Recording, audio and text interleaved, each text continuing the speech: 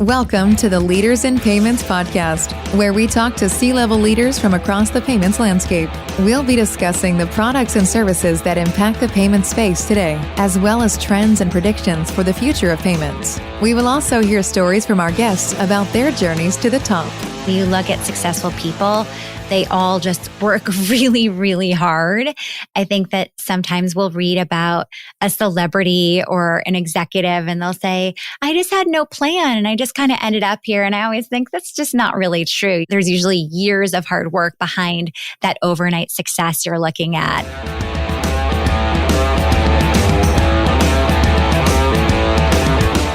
That was Sam Ettus, the founder and CEO of Park Place Payments, and she is our special guest on this, the 102nd episode of the Leaders in Payments podcast.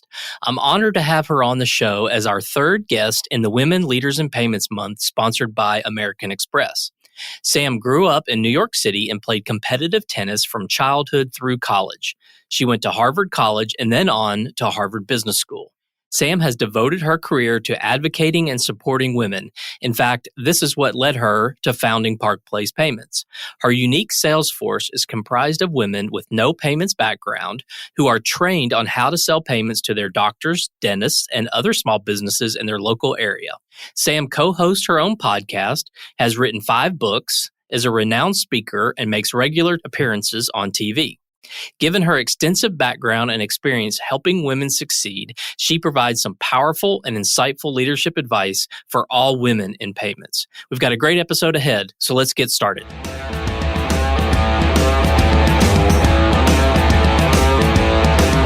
Hi, Sam, and welcome to episode 102 of the Leaders in Payments podcast, and more specifically, the third episode in our special Women Leaders in Payments Month. So thank you so much for being on the show today. Thanks for having me. Absolutely. So first, tell us a little bit about Park Place Payments and your role, and then we'll kind of rewind and talk about the journey and how you got here. Sure. So Park Place is attempting successfully, I should say, to change the experience that businesses are having with their payment processor. So I came into the business after recognizing that there were so many pain points for small businesses in terms of their payments. And I think that what's funny is when you own a wine store, it's because you have a passion for wine. Or if you own a pet store, it's because you have a passion for pets. It's never because you love doing the legal and the payments and all of the insurance and the things that every single business owner needs to set up. Those are the headache categories. And with legal, if you get a great lawyer, you can almost think of them as functioning as your in-house attorney. And I thought, what if you could count on your payment processor the same way you can count on a good attorney, where you basically don't have to worry about it because you know that their support is amazing and you have white glove customer service. And when I looked around, I saw that there wasn't any company out there delivering on that. There was so much mistrust in the industry. There was so little service. And I thought, what if I can change the face of payment processing? And so that's how Park Place Payments was born. Okay, and you're the founder and CEO. Correct, yes. All right, well, let's rewind a little bit and talk about where you grew up and what your life was like growing up. So I grew up as a competitive tennis player. I know you and I have talked, and your daughter is a competitive dancer. So when you have that kind of focus, I think it makes you a little bit more mature early on in terms of how you manage your time and your ambitions. And so I kind of missed out on a lot of the sort of typical things about childhood. I was always very driven and I was always competitive. And from a young age, winning was important to me and competition was important to me. And I think that that shaped me in terms of my time management skills and just so much else. And that led me to Harvard. And then when I graduated from there, I spent a couple of years in media. And then I ended up back at Harvard for Harvard Business School, where I got my MBA. And that was 2001. And at the time, everyone wanted to go into banking and private equity and consulting. And I started my first business. And that was quite an unusual path. My understanding is that now everyone wants to be an entrepreneur, but back then it was not a popular choice. Right. So when you were young, what did you want to be when you grew up? I wanted to be a newscaster. So I wanted to be a journalist. And I was dead set on that from a very, very young age. Okay. And you mentioned tennis. Were there other extracurricular activities that you were involved in, like during your high school years? Not really. I mean, I think I was like head of the prom committee, but I played tennis between 6 and 7 days a week. And I also went to an academically rigorous high school where I had about 3 hours of homework a night. So between that and trying to maintain my friendships, there was little else. Okay. And did you grow up in the LA area? I grew up in New York City, right in the heart of Manhattan on the 26th floor of an apartment building. Oh, wow. Okay.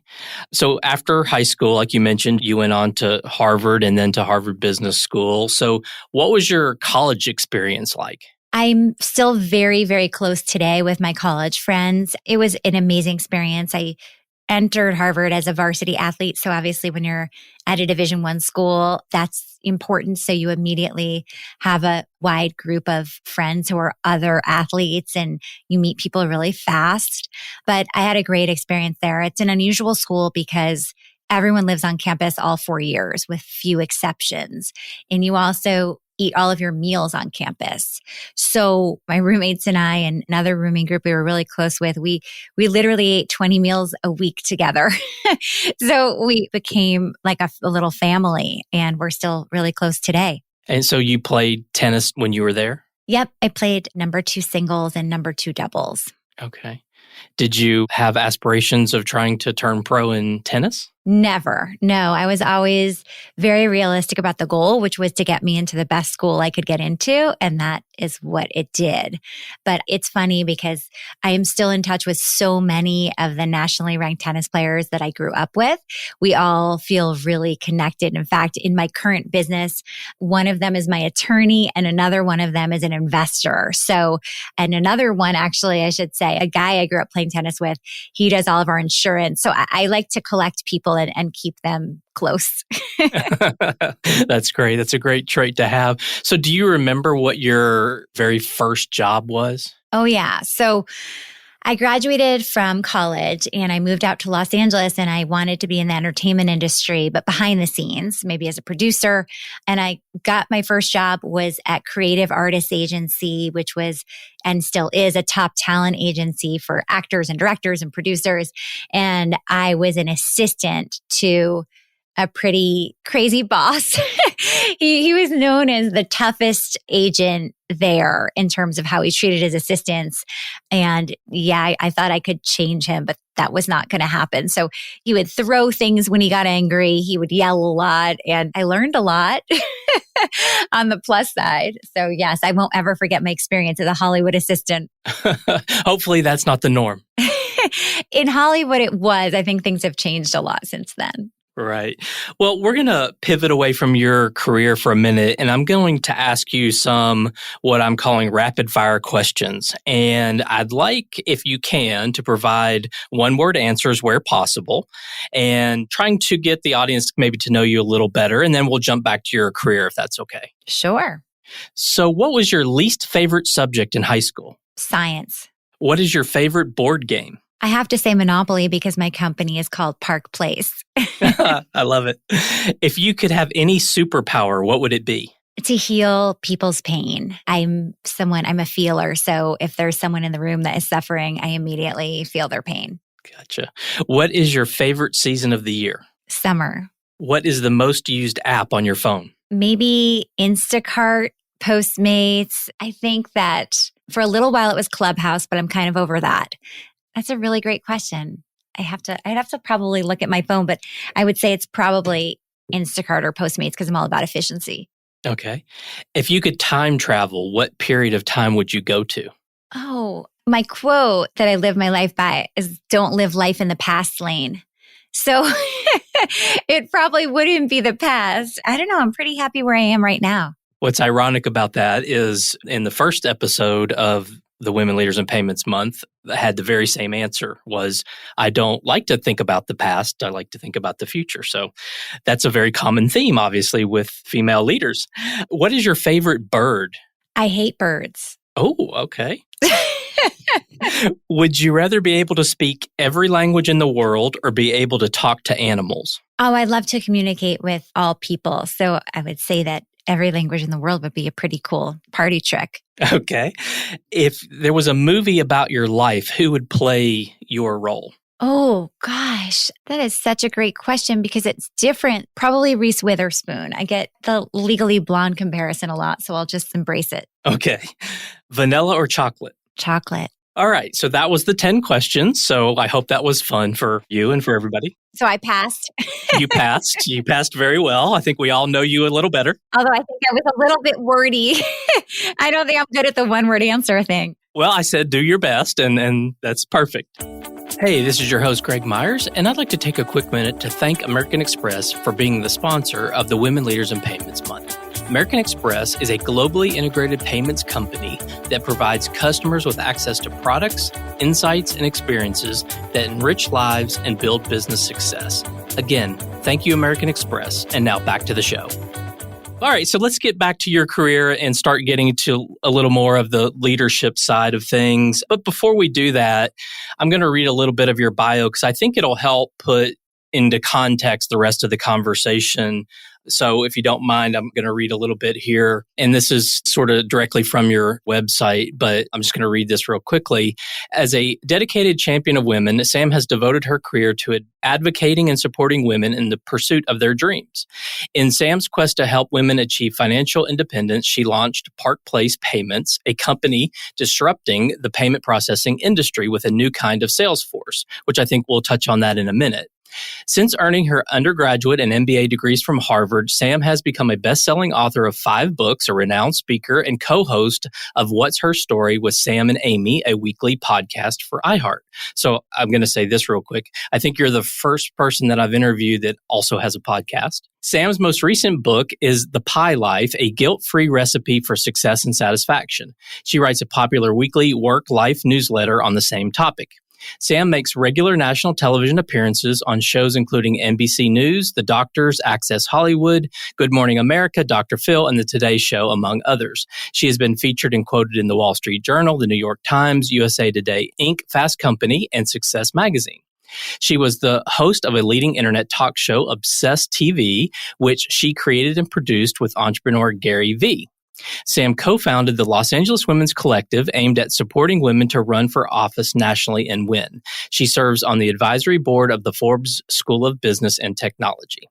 So I wanted to put into context as you start talking about sort of some of the leadership things, sort of your career and what you've done, obviously much beyond the Park Place Payments.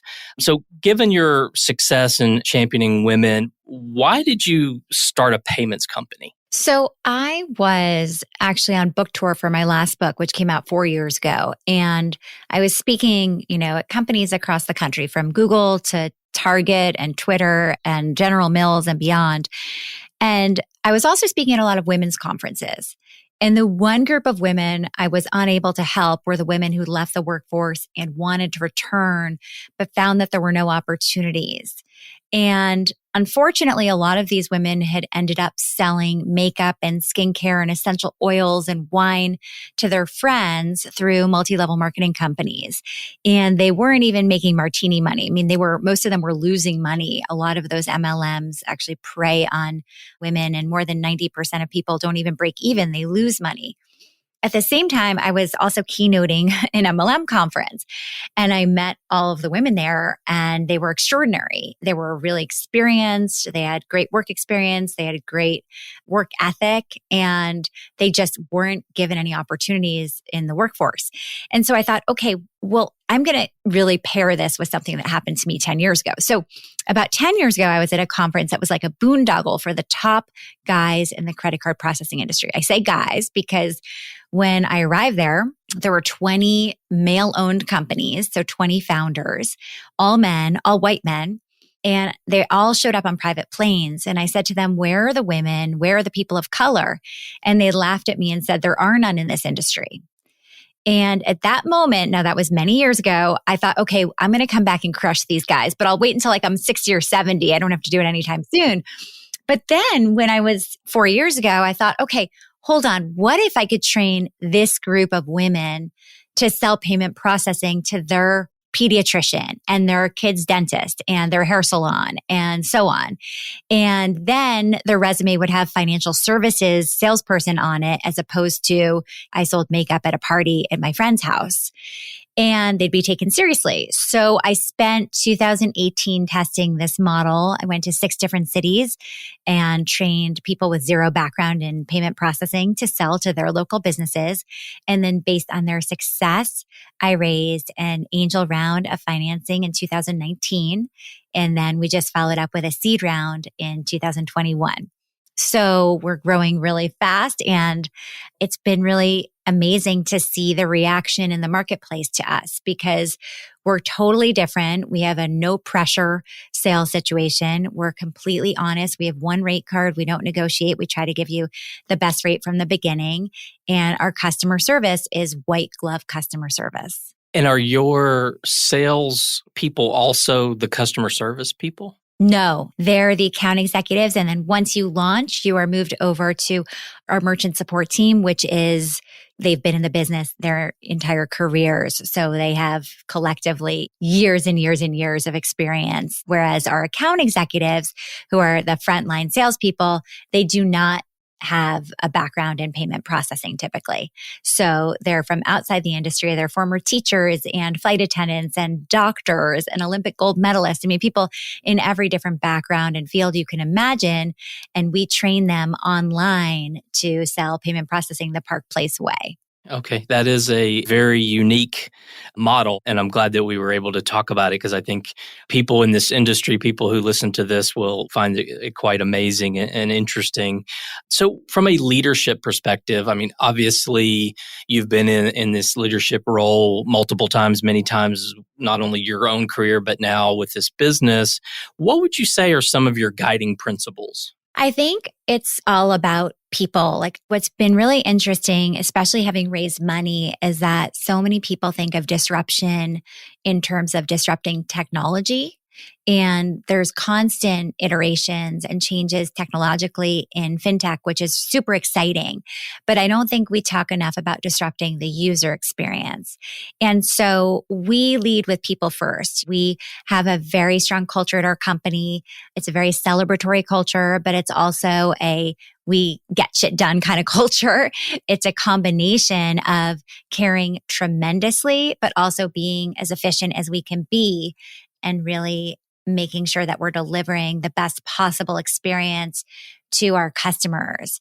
So as a leader, I think that one of the primary jobs is to make sure that your team is feeling confident and comfortable and happy. Because if you have any negativity on your team, it can really bleed into other things. And so I try to make sure that we hire for both positivity and experience. But I think attitude is everything. Okay. And this is kind of a 2-part question, but who inspired you along the way and why?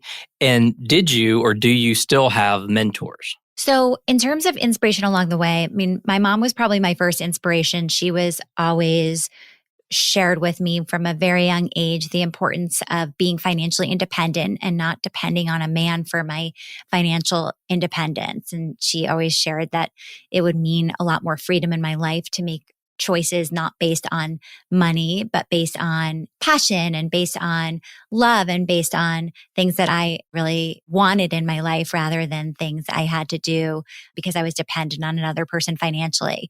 So that really formed the genesis of why Park Place was created, because I thought if I could inject thousands of newly financially independent people into the world, that's a pretty extraordinary feat and it will change so many families' lives. And so that is still our mission today. We're a very mission-driven company. And I would say that in terms of my own inspiration, I'm inspired all the time by the stories of the people who join us as account executives. I'm inspired just by other women. I've always been, I mean, this is trite, but I've always been a huge fan of Oprah because I think she is a really strong leader who also leads with empathy.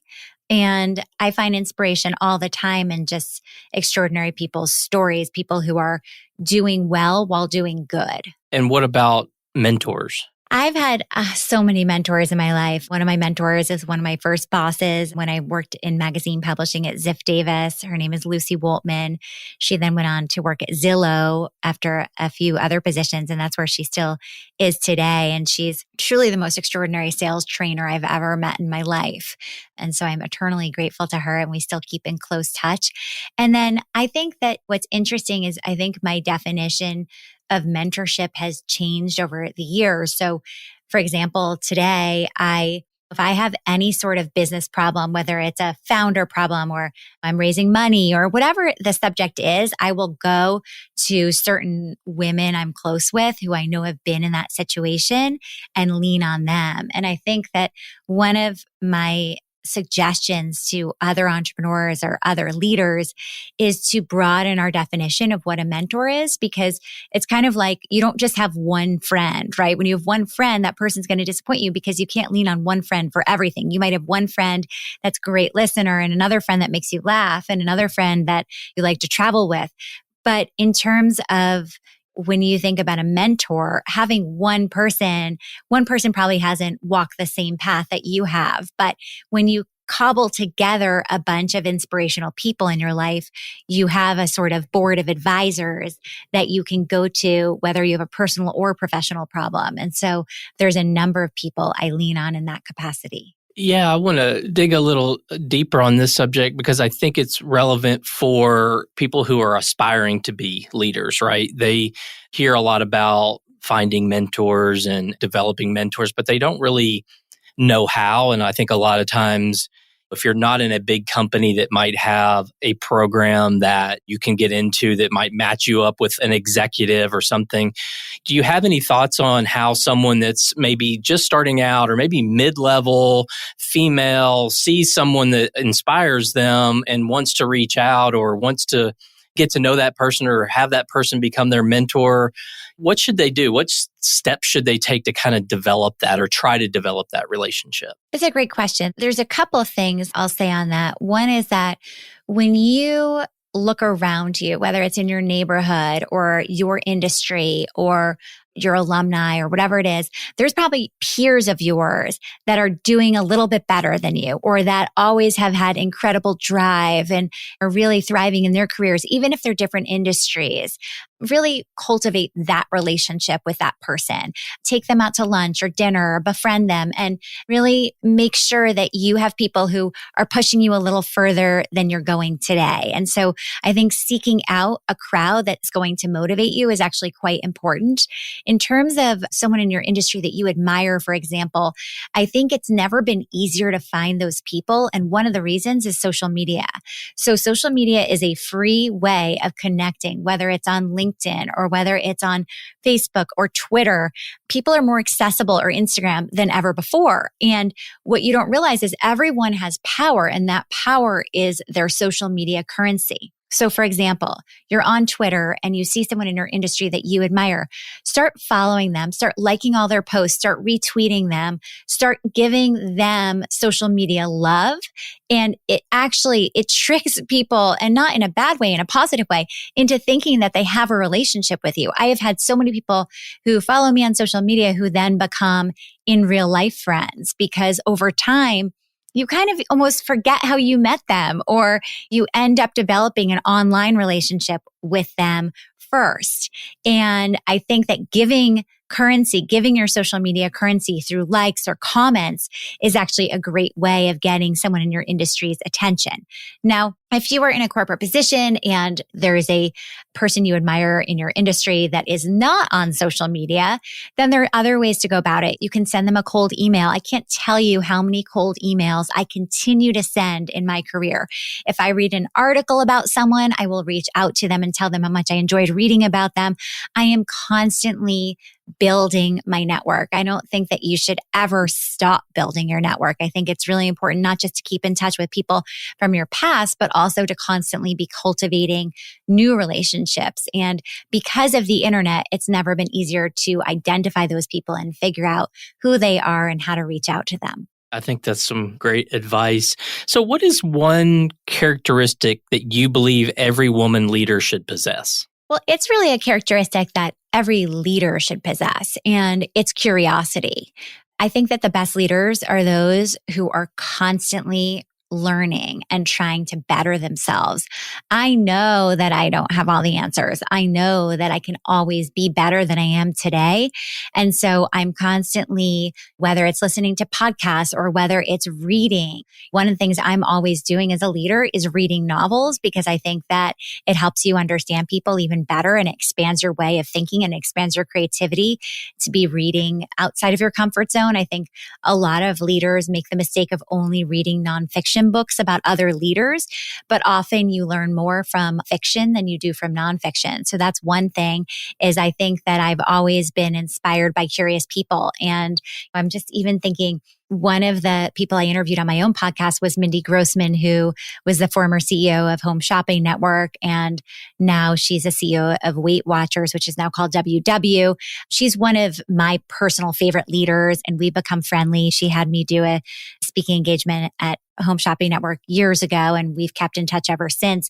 But I just admire her leadership skills so much. And one of the things that is fascinating about her is she constantly reaches out to people cold.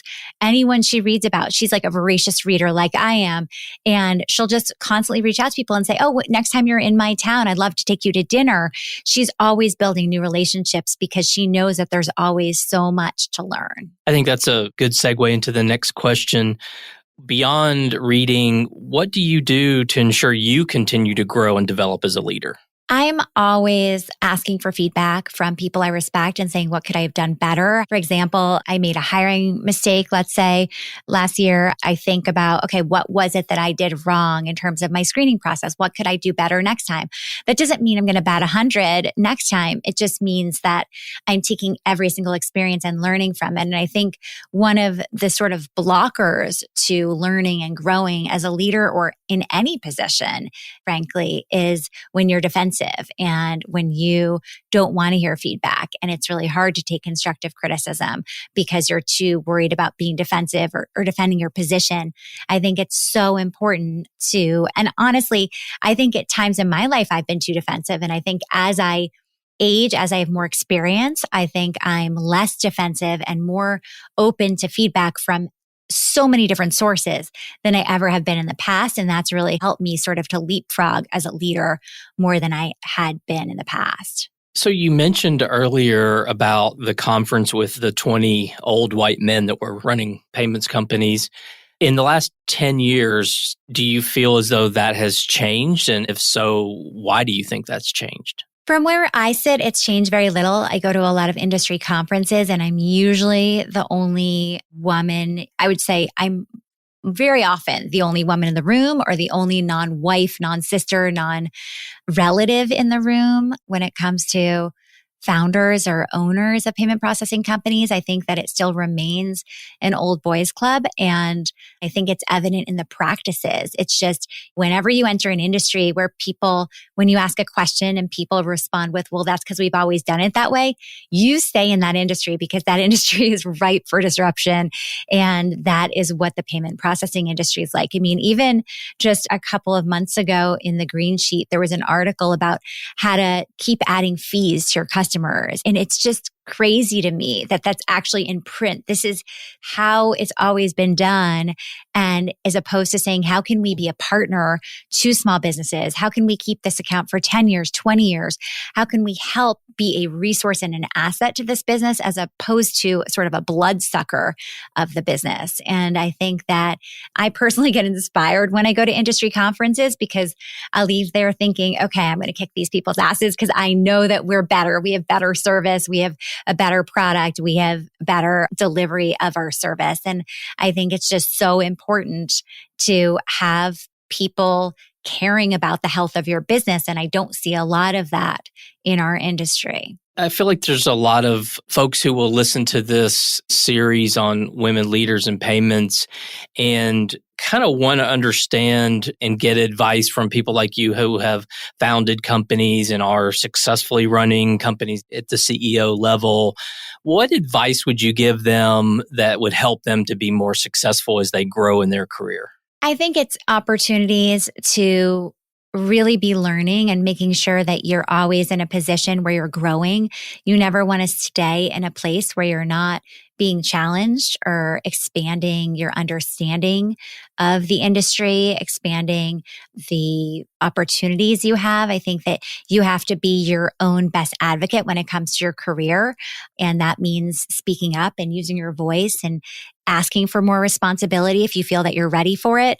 But it's also about taking control of your learning and making sure that you're not ever getting stale, that you're reading up on your industry as much as possible, that you are finding people around you that you can learn from. I think that especially when you're young in your career, what's more important than the company you're working for is the people you're working for. So look at the position and make sure that you are working for people that you know will bring you with them, that people that will help elevate you and help you to learn and grow and are invested in helping you build your career and helping you think of yourself as someone who's building a career rather than just taking a job.